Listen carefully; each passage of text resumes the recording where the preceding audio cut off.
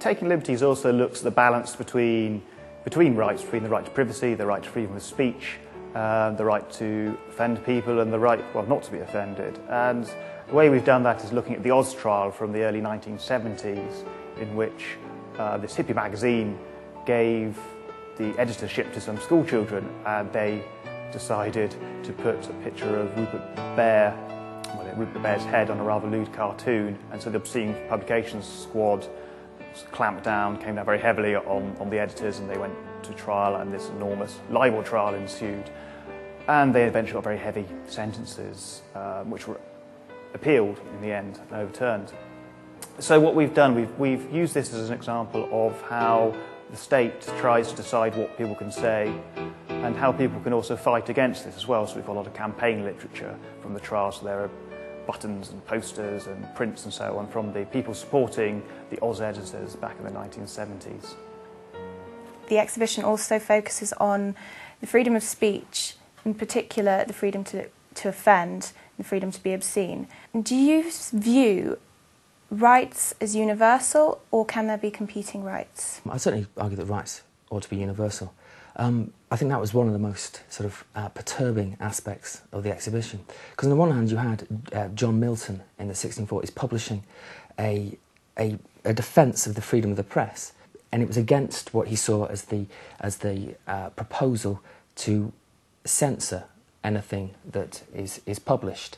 And that means, you know, a group of people sitting around deciding whether to give that a licence to be published.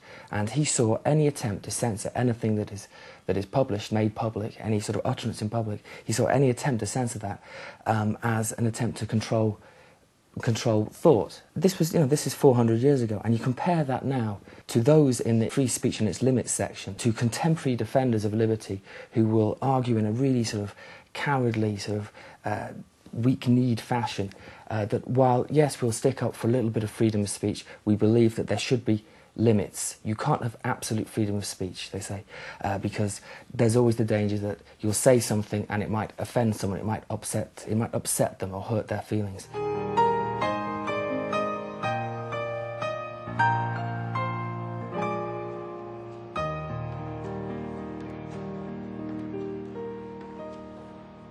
As you exit, there is a Thomas Paine quote.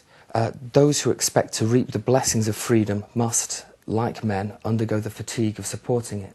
It's written in the throes of the American Revolution. And it's written at a time, of course, when the freedoms that he's talking about, the freedoms that need to be supported and that you need to sort of really kind of suffer for because there's a struggle to be won, these freedoms are yet to be won. Now, in the context of this exhibition, which rather sort of smugly acts as if all freedoms that can be won have been won, it changes function.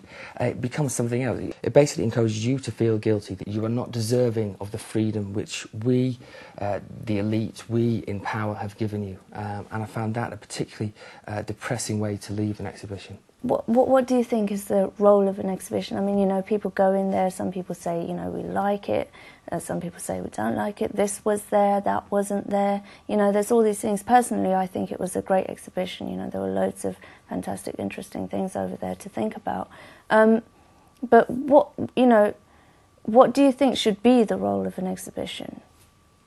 I'm not sure if an exhibition like this should have a role exactly. Certainly not in the way that it came across, because unfortunately there was a kind of slight sort of missionary element to this exhibition. It was as if it was trying to inform the audience that freedom was something that they should be grateful for, that perhaps they don't realise, you know, the cost and the sacrifice of the things which we take for granted. That just had a rather condescending element to it.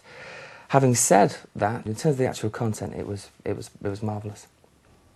I'd like to thank Tim for joining us here in the WorldByte studio. Just to remind everyone, the Taking Liberties exhibition is still going on all the way up until the 1st of March. The exhibition is free, and there's also an accompanying website, which is www.bl.uk/Taking Liberties, and it's well worth a check. There are lots of images, lots of information and debates on there.